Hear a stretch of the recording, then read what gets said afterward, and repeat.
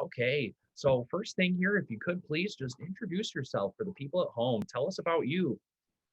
Sure. Yes, I am Tudor Dixon. I'm running for governor here in the beautiful state of Michigan. A little background on me is that I come from the manufacturing industry, worked in a steel foundry, a family owned steel foundry for many years. And that was heavy equipment like construction, mining, agriculture, and then moved into the forging industry where it was all automotive. So I got to learn our automotive industry, our tier one, tier two suppliers, and the big three.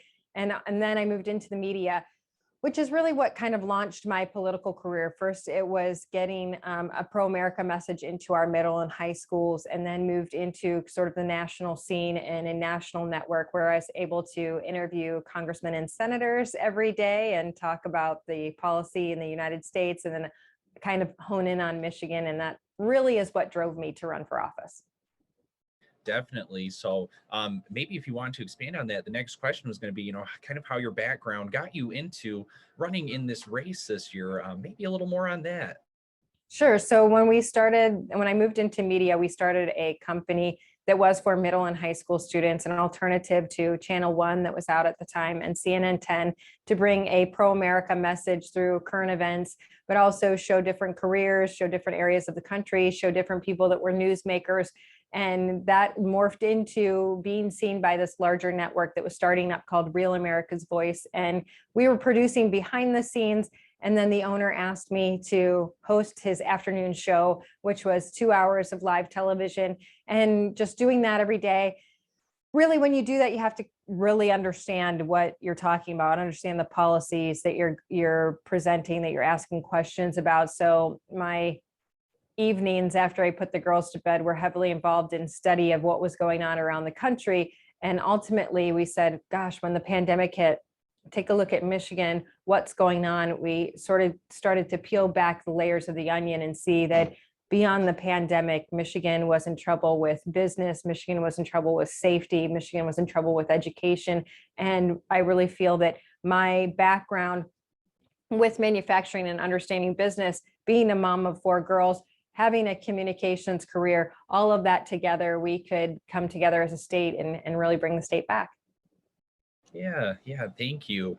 Now, moving on to a different topic. So, following the last general election, there was definitely talk about democracy being at risk, or the through voting methods or through the soundness of elections. What are your thoughts on that in the past and moving forward? Yeah, we want to definitely have a system that has common sense election law, right? So if you look at what we have in the state of Michigan right now, a few changes to our election law would allow us to have voter ID. You know, you see that the 39 bills that the legislature passed, we'd like to see that passed in Michigan so that we don't end up having any questions about what happens in an election. When we look back at 2020, I think we can all agree that there are questions, especially when the Secretary of State has a judge say, well, you did do 2 things that were unlawful. Why do that if you're not trying to manipulate an election? This money came into the state. Michigan was the only state where this money was not, there was no oversight by a government agency, that this just went into a nonprofit and then went to Democrat consultants. So I think we have to look back at 2020, learn from what went wrong, and make sure we put in solid common sense laws that never allow that to happen again. Yeah, thank you. And now, another topic now, with the likelihood of abortion access being on the November ballot. What's your stance on the proposal? I think the proposal is horrendous. I mean, we're looking at one of the most likely the most radical law we'd have in the nation. We're talking about dismemberment, abortion, partial birth, abortion up to the moment of birth. We're also talking about taking all of our current protections off the books. So there would be no parental consent. There would be very little definition of who can perform an abortion. It's now called a healthcare professional. That's what the term is, a healthcare professional. It's very vague, and it opens it up to say, wow, a school nurse could provide an abortion without contacting parents, no parental consent. I think it's an incredibly dangerous proposal, and people really need to do their research on exactly what that would mean for the state. Thank you. And now, so if elected, what would you do to improve access to mental health care resources in the Upper Peninsula?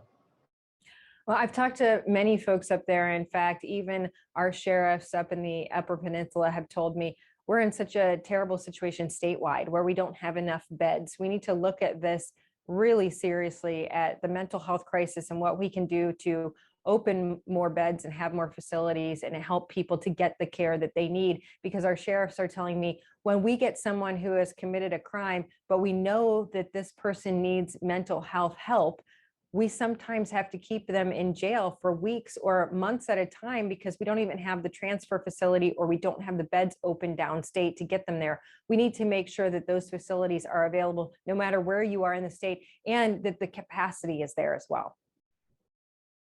Thank you. And if elected, what would you do to improve access to healthcare for seniors and in the Upper Peninsula?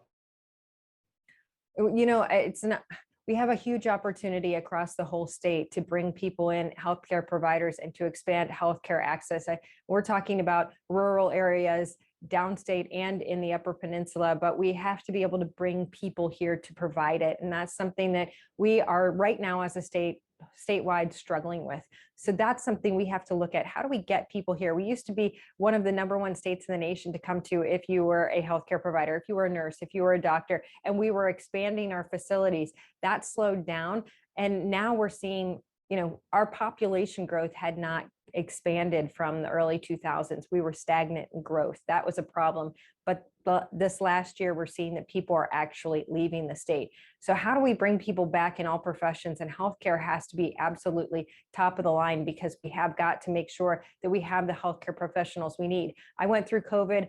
I'm a cancer survivor. When we came out of COVID, I had lost 3 of my doctors and had to go out and find people. And there wasn't even enough capacity where I am in the Muskegon area to find new doctors. So this is really a problem statewide. It has to absolutely be something we look at right in the first 100 days. Yes, thank you, Tudor. And this will be my final question. Do you have any message for undecided voters right now? Absolutely. When you go out to the polls this year, remember that this state is in a unique position where we have a lot of opportunity, but we have to make sure we seize on that opportunity. The state, we just got our literacy exams back for our 3rd graders, and 50% of our 3rd graders failed. But that means that we have an opportunity to bring education back. And we're in a unique position where we suddenly have all of the parents' attention. We've been looking for that for years, but since COVID happened, now parents are really involved in schools.